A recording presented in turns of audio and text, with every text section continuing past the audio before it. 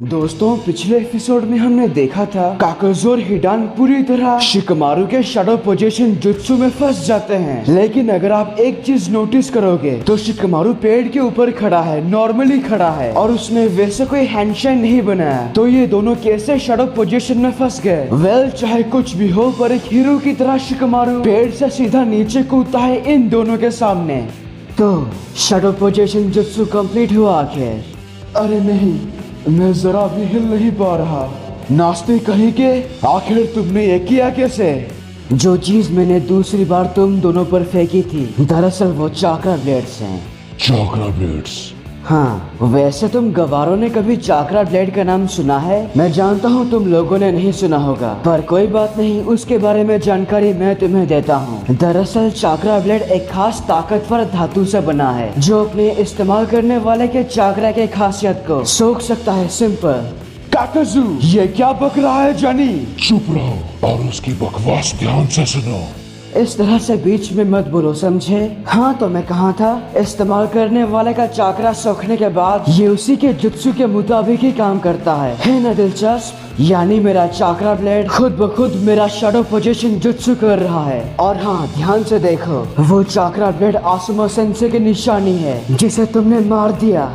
मतलब मेरा 35 मिलियन का इनाम। बहुत अच्छा खेल खेला तुमने। तो ये पेपर बॉम्ब पूरी तरह नकली है, बस हमारा ध्यान भटकाने के लिए था, है ना? काफी होशियार हो तुम। तो चलो इस खेल को खत्म करते हैं।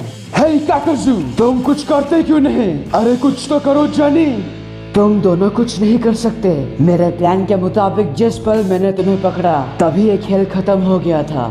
शिकमारू ये बोलकर शैडो पोजीशन जुत्सु करके हिडान को पूरी तरह से अपने कंट्रोल में ले आता है और ये करने के बाद वो अपने परछाई से आसुमा सेंसे के उस चाक्रा ब्लेड को निकालता है।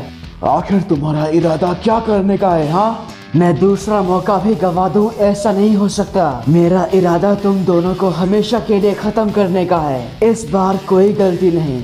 ये बोलकर शिकमारू अपने कदम पीछे लेता है, मतलब वो पीछे जाता है तो हिडान उसके शैडो पोजीशन जुत्सु में फंसा है, इसीलिए वो भी पीछे जाता है। और अगर आप देखोगे तो हिडान के पीछे उसका वो खतरनाक हथियार है। जब शिकमारू की वजह से हिडान ठीक उसके हथियार के पास पहुंचता है तो शिकमारू अपने उस हाथ को कुछ ऐसा करता है जिससे हिडान अपने उस हथियार को उठाता है।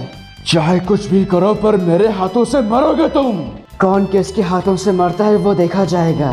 शिकमारू हिडान के हाथों से उस हथियार को उठाने के बाद सीधा उसी के हाथों काकाजू पर हमला करता है, पर उसी वक्त जमीन के अंदर से काकाजू अपना हाथ बाहर निकालकर आसुमा सेंसे के उस चाक्रा ब्लेड को निकाल देता है, जिसके कारण शैडो पोजीशन जुत्सु से काकाजू आजाद हो जाता है। ये देखकर शिकमारू और बाकी सब जो छिपकर देख रहे हैं वो सब हैरान है।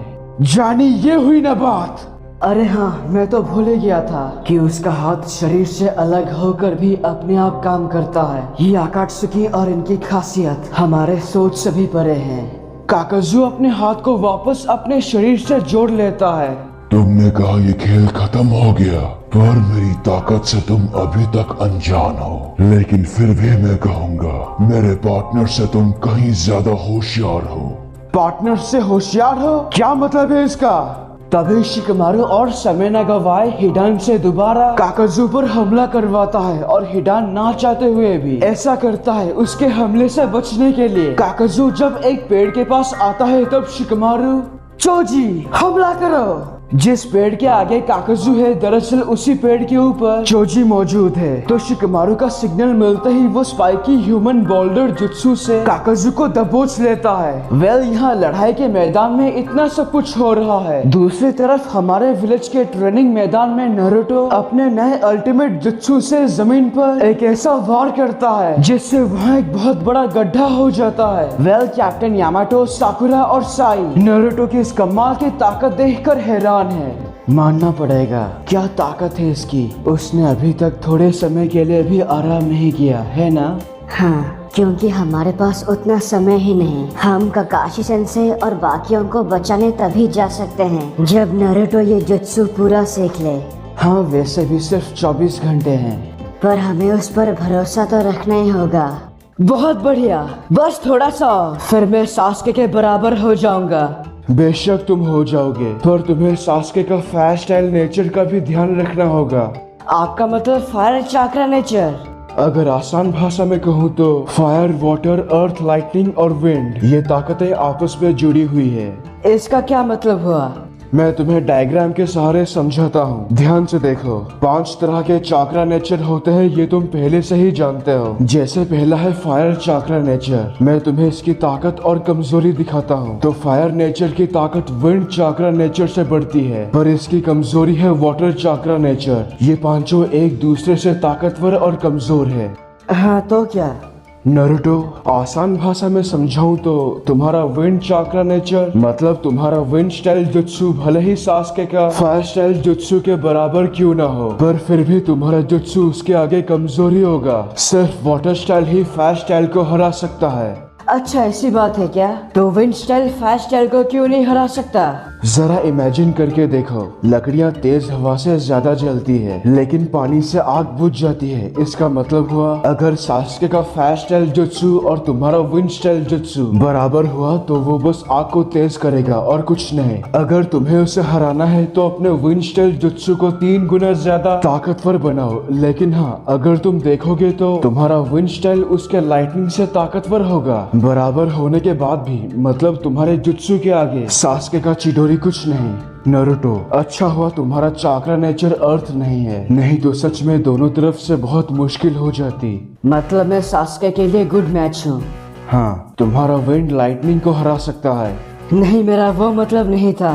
तो क्या है नरुटो? मेरा मतलब विंड ही फायर को भड़काती है। हाँ ये सच है। अगर हम दोनों साथ मिलकर दुश्मनों से लड़ेंगे तो हम उनकी छुट्टी कर सकते हैं।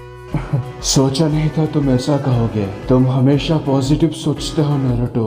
और यहीं पर इस एपिसोड की एक्सप्लेनेशन खत्म होती है। अगर आपको ये वीडियो अच्छा लगा तो प्लीज लाइक और कमेंट कीजिए, और अगर आप मेरे चैनल पर नए हो तो इसे सब्सक्राइब करने के साथ उस बेल आइकॉन को भी दबा ही दो। तब तक के लिए खुश रहना। मैं मिलूंगा आपसे अगले वीडियो में। पीस।